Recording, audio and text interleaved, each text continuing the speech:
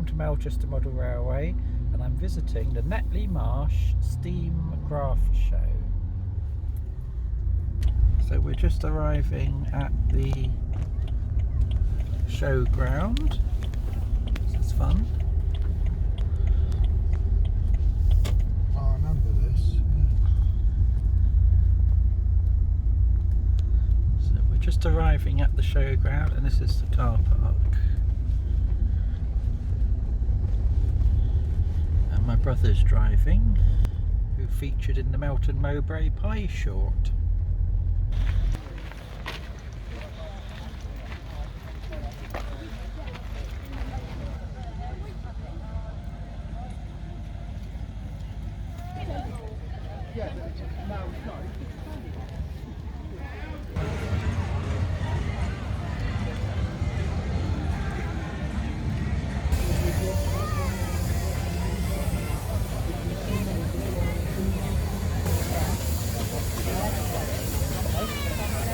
The local delivery.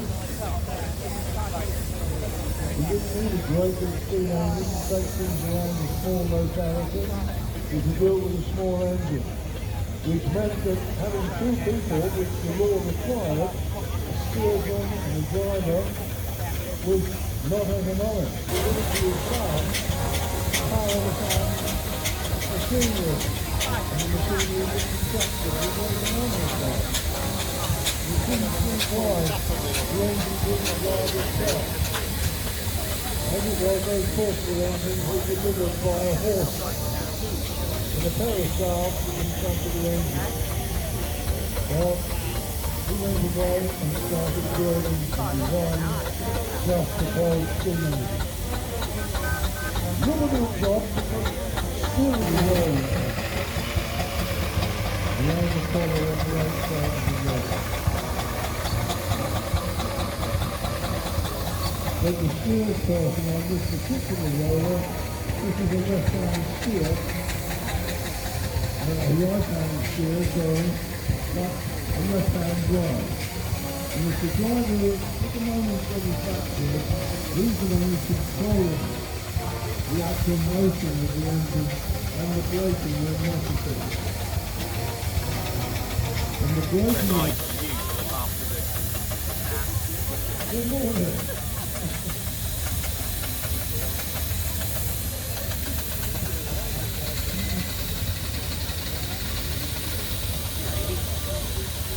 I just hope that I know what Andrew's like. I know our miniature parade is joining us.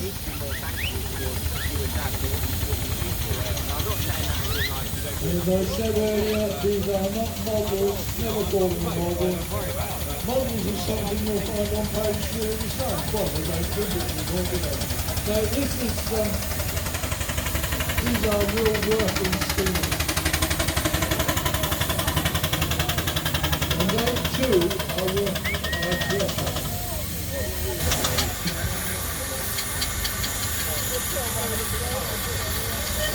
And there, almost on the back end of the road train, you see that little cylindrical camera.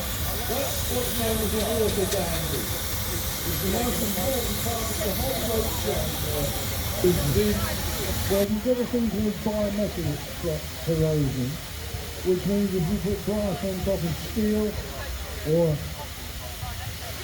copper with aluminium, they will actually electrolytically, that's a good word, they'll actually fight each other and end up with corrosion on the contact point.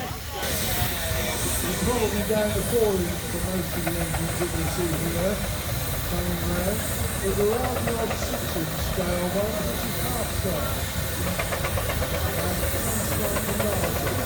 That's a half size engine, the blue one there with the big combination tray that includes the water down here on the back, as well as passenger cars in the vehicle. Because these engines are...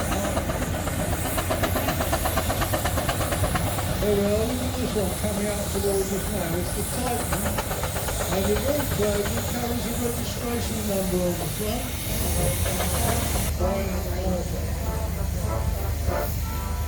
There are ministers that actually want to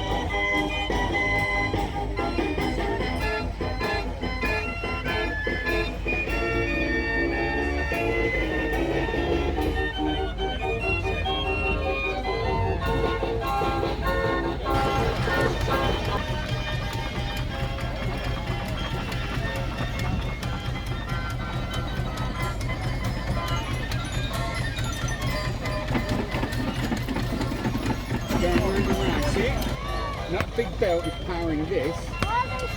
Well, this is a rock crusher. So they break the rocks up to a nice size, like that man's got in the bucket there. They pour it into here, and it hammers it and smashes it, and out comes little rocks. You watch.